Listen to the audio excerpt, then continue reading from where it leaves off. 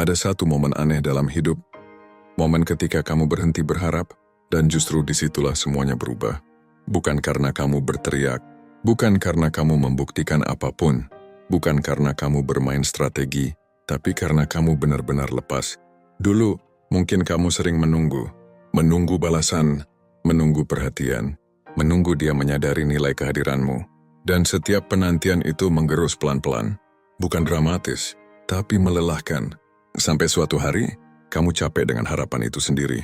Bukan capek karena kalah, tapi capek karena terus menaruh hatimu di tempat yang sama, dan berharap hasilnya berbeda.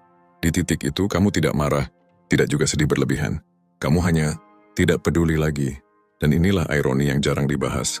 Saat kamu tidak lagi peduli, saat kamu tidak lagi menunggu, saat kamu tidak lagi butuh validasi, justru ruang itu terasa. Bagi dia, manusia sering tidak merasakan kehilangan selama akses masih ada, selama pintu masih terbuka, selama kamu masih bisa dijangkau. Tapi ketika kamu pergi secara emosional, tanpa drama, tanpa penjelasan panjang, tanpa meninggalkan jejak, barulah keheningan itu berbicara. Video ini bukan tentang membuat dia datang kembali, bukan tentang memancing penyesalan, dan bukan tentang permainan tarik ulur. Ini tentang kenapa orang sering datang terlambat, tepat di saat kamu sudah tidak menunggu siapapun. Dan kenapa di titik itu, kamu tidak lagi berdiri di posisi yang sama. Kalau kamu pernah berada di fase di mana kamu berkata dalam hati, kalau dia datang sekarang, aku nggak yakin masih mau. Dengerin pelan-pelan, karena sering kali saat kamu berhenti peduli, bukan dia yang berubah duluan, tapi kamu. Di poin 1, kenapa ketidakpedulian justru mengubah dinamika? Ketika kamu masih peduli, dinamikanya jelas. Kamu menunggu, kamu menyesuaikan, kamu berharap, dan tanpa sadar, kamu berdiri di posisi yang lebih rendah secara emosional.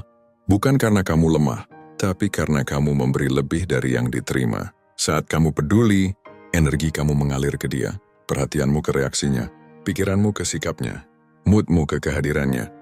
Dan manusia, sadar atau tidak, merasakan itu bukan sebagai cinta, tapi sebagai kepastian. Ketidakpedulian mengubah satu hal penting. Arus energi berhenti mengalir keluar. Kamu tidak lagi menaruh fokus ke dia, tidak lagi mengukur dirimu dari sikapnya, tidak lagi menunggu respon untuk merasa cukup, dan disitulah dinamika berbalik. Secara psikologis manusia gelisah, bukan saat ditinggalkan, tapi saat kehilangan pengaruh. Saat dia sadar, kamu tidak bereaksi, kamu tidak mencari, kamu tidak menyesuaikan. Yang hilang bukan kamu, tapi kendali. Ia lahir dari lelah yang selesai, dari harapan yang dilepas, dari kesadaran bahwa kamu tidak perlu lagi menunggu. Dan ketidakpedulian seperti ini terasa berbeda, tidak dingin, tidak kasar, tidak defensif. Dan ketenangan inilah yang mengganggu, karena selama ini dia mengenalmu lewat reaksi. Sekarang, reaksi itu hilang. Tidak ada yang bisa ditebak. Tidak ada yang bisa dipancing. Tidak ada emosi yang bisa dikendalikan. Di titik ini, dia mulai bertanya bukan tentang kamu, tapi tentang dirinya sendiri. Kenapa aku nggak sepenting itu? Kenapa dia bisa sejauh itu? Kenapa aku nggak lagi jadi pusat? Dan pertanyaan-pertanyaan ini jauh lebih kuat daripada rayuan. Ketidakpedulian tidak membuatmu terlihat sombong. Ia membuatmu terlihat utuh. Dan keutuhan selalu mengubah dinamika. Bukan karena kamu ingin dia datang, tapi karena kamu tidak lagi membutuhkan.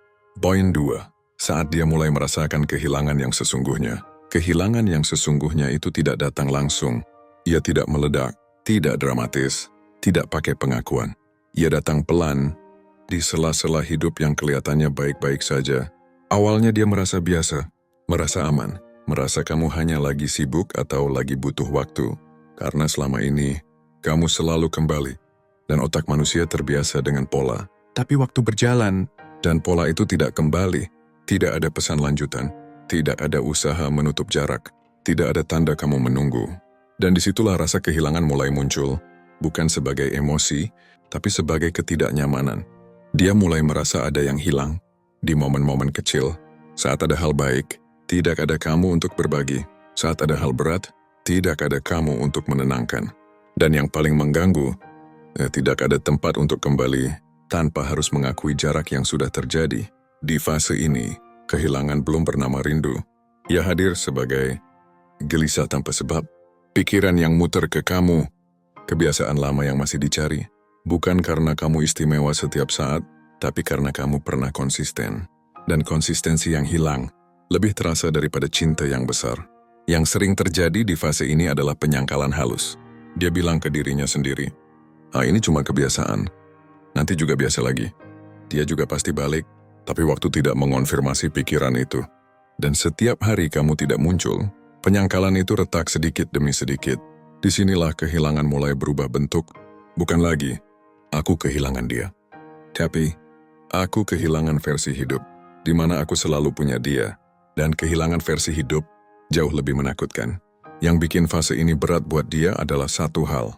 Kamu tidak memberi penutup, tidak ada konflik untuk disalahkan, tidak ada drama untuk dijadikan alasan, tidak ada reaksi untuk dituding, hanya jarak dan keheningan. Dan keheningan memaksa orang berhadapan dengan perannya sendiri. Di titik ini, dia mulai menyadari sesuatu yang terlambat. Kamu tidak pergi karena marah. Kamu tidak pergi karena kalah, kamu pergi karena lelah yang selesai. Dan kelelahan yang selesai tidak mudah dibalik. Inilah momen di mana kehilangan mulai terasa nyata. Bukan karena kamu menghilang, tapi karena kamu tidak lagi menunggu. Poin 3, saat dia mulai datang. Bukan karena cinta, tapi karena kehilangan kendali. Di fase ini sesuatu yang halus tapi penting mulai terjadi. Dia bukan langsung datang dengan perasaan. Bukan juga dengan pengakuan jujur. Yang muncul pertama kali justru dorongan untuk memastikan posisi. Karena manusia tidak terlalu terguncang saat kehilangan orang. Yang lebih mengguncang adalah kehilangan kendali atas situasi. Selama kamu peduli, dia tahu satu hal. Kawan masih bisa dipanggil. Kamu masih bisa dijangkau. Kamu masih bereaksi. Tapi sekarang tidak. Dan ini bikin pikirannya gelisah. Bukan karena cinta mendadak muncul, tapi karena peran lama kamu hilang dari hidupnya. Di titik ini dia mulai datang dengan cara yang samar. Bukan aku kangen, bukan aku salah, tapi hal-hal kecil yang kelihatannya netral, basa-basi, candaan lama, atau sekadar memastikan kamu masih ada. Bukan untuk kembali sepenuhnya, tapi untuk menjawab satu pertanyaan di kepalanya. Apa aku masih punya tempat? Dan disinilah banyak orang salah paham. Mereka mengira ini tanda cinta, padahal ini tanda ketidaknyamanan ego. Karena saat kamu tidak peduli, dia kehilangan cermin untuk melihat dirinya penting. Dan manusia tidak nyaman saat tidak lagi jadi pusat reaksi seseorang. Yang menarik, dorongan ini sering datang tanpa niat jelas. Dia sendiri belum tahu mau apa. Yang dia tahu cuma satu, kehilangan akses terasa mengganggu. Makanya langkahnya setengah-setengah, maju satu langkah, mundur dua langkah. Hangat sebentar lalu hilang lagi. Bukan karena kamu kurang menarik, tapi karena dia belum siap kehilangan posisi lamanya. Di fase ini, sikapmu jauh lebih penting daripada kata-katanya.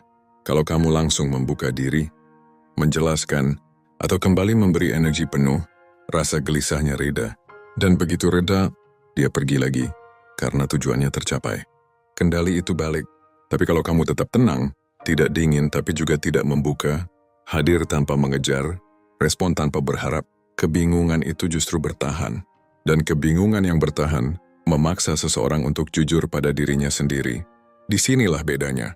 Orang yang datang karena cinta, datang dengan kejelasan. Orang yang datang karena kehilangan kendali, datang dengan sinyal kabur. Dan kamu sekarang cukup sadar untuk membedakan keduanya. Poin 4, kenapa justru di fase ini kamu harus paling tenang? Di fase ini banyak orang kepleset, bukan karena mereka lemah, tapi karena mereka salah timing. Saat dia mulai datang samar, emosi lama sering kebuka lagi. Harapan kecil muncul, lalu pikiran mulai lari ke depan. Padahal ketenanganmu sekarang adalah penentu arah cerita. Tenang bukan berarti pura-pura nggak peduli. Tenang artinya kamu nggak lagi bereaksi dari luka.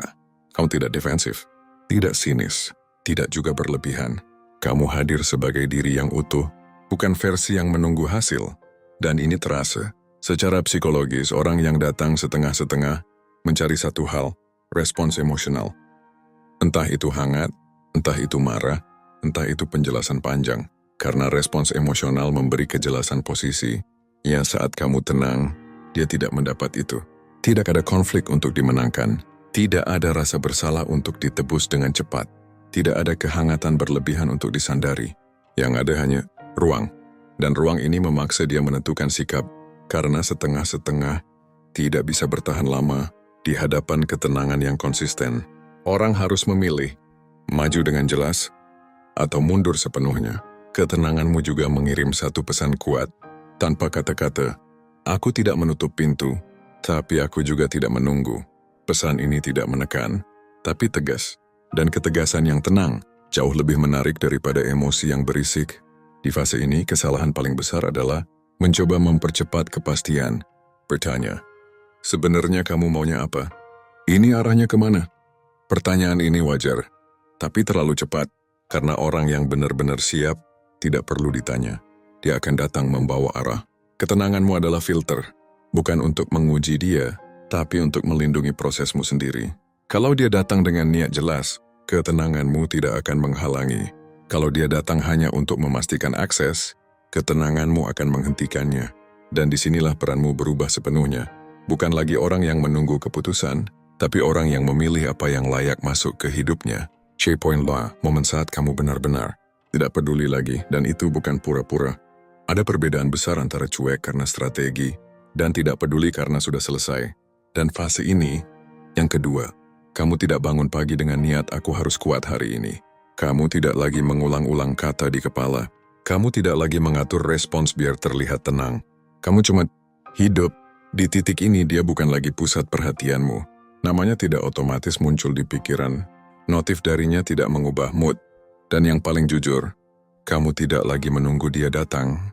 Bukan karena kamu benci, bukan karena kamu dingin, tapi karena emosi itu sudah tutup buku. Ketidakpedulian yang asli itu sunyi, tidak berisik, tidak diumumkan, tidak perlu pembuktian.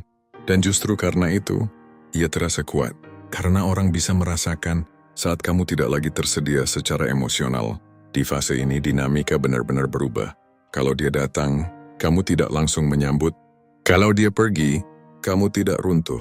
Bukan karena kamu keras, tapi karena kamu sudah tidak menggantungkan apapun. Dan ini membuatmu aman, apapun hasilnya. Yang sering terjadi di fase ini adalah ironi yang pahit tapi nyata. Justru saat kamu tidak peduli, dia mulai terlihat lebih serius, lebih jelas, lebih berani mendekat, lebih terasa hadir. Tapi sekarang, kamu melihatnya dengan mata berbeda. Bukan dengan harapan, tapi dengan kejernihan. Kamu mulai bertanya bukan, dia mau apa? Tapi, apakah ini sepadan dengan tenangku sekarang?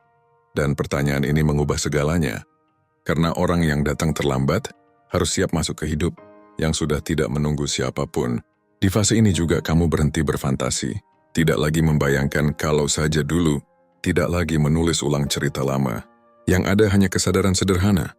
Aku baik-baik saja tanpa ini. Dan itu bukan kalimat defensif. Itu fakta. Ketidakpedulian seperti ini bukan membuatmu kejam. Ia membuatmu jujur pada dirimu sendiri. Dan kejujuran ini adalah fondasi paling kuat untuk apapun yang datang setelahnya. Poin 6. Saat dia datang terlambat dan kamu tidak lagi sama. Ada momen di mana dia akhirnya datang. Bukan setengah-setengah lagi. Bukan sekadar basa-basi. Nada suaranya beda. Sikapnya lebih serius. Dan ironinya, ini terjadi saat kamu sudah tidak menunggu. Dulu mungkin satu pesan darinya cukup buat kamu mikir semalaman. Satu perhatian kecil cukup buat kamu berharap banyak. Sekarang tidak. Bukan karena kamu kebal, tapi karena kamu sudah berubah posisi. Saat dia datang terlambat, kamu tidak menyambut dengan luka.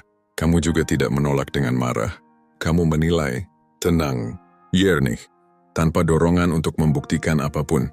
Dan ini sering mengejutkan mereka, karena yang mereka temui bukan lagi orang yang dulu siap menyesuaikan segalanya, bukan orang yang siap menunggu tanpa arah, bukan orang yang menaruh harga diri di respon mereka.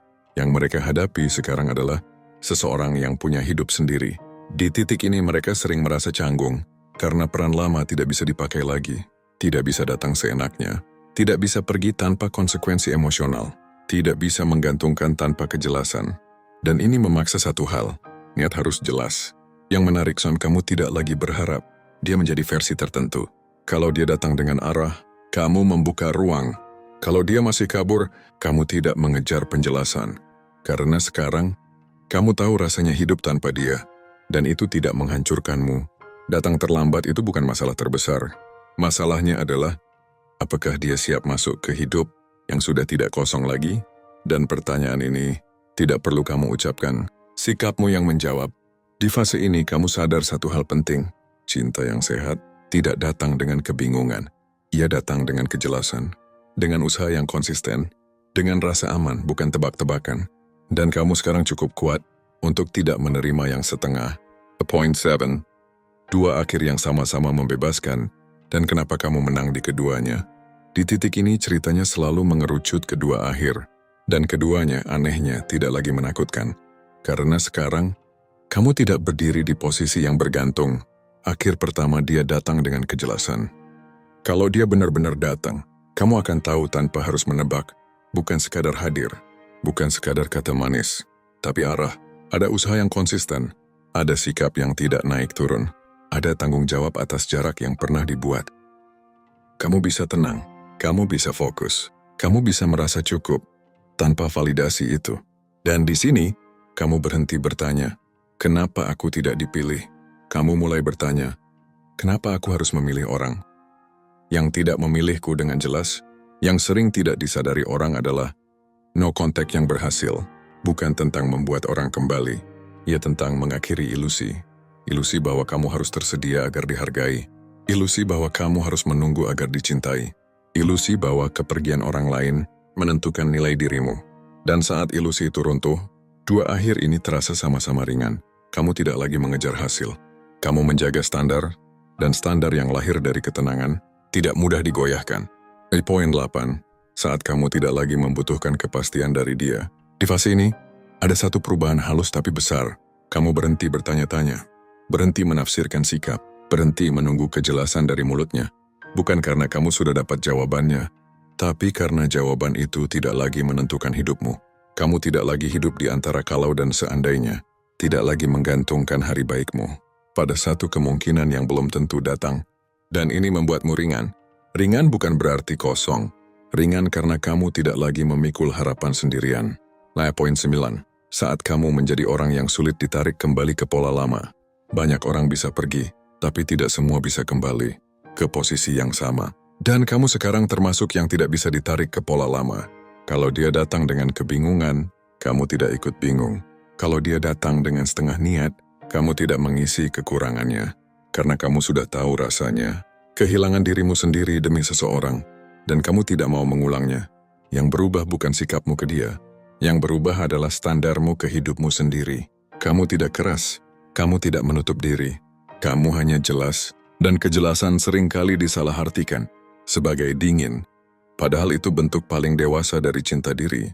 Poin 10, di titik ini, apapun yang terjadi tidak mengguncangmu. Inilah titik paling tenang. Bukan karena semua beres, tapi karena kamu tidak lagi bergantung pada hasil. Kalau dia datang dengan niat jelas, kamu menyambut tanpa kehilangan dirimu. Kalau dia tidak datang, kamu tetap berjalan tanpa rasa kurang. Dan ini adalah kemenangan yang jarang dibicarakan. Bukan menang karena dia kembali, tapi menang karena kamu utuh tanpa menunggu siapapun. Penutup, biarin. Dia datang sendiri saat kamu sudah tidak peduli. Datang terlambat itu bukan tragedi. Tragedinya adalah saat kamu terus menunggu orang yang tidak siap menjaga kehadiranmu. Berhenti peduli bukan berarti berhenti mencintai. Kadang itu berarti kamu akhirnya mencintai dirimu dengan benar. Dan kalau suatu hari dia datang, itu bukan karena kamu menunggu, tapi karena kamu berani pergi secara emosional.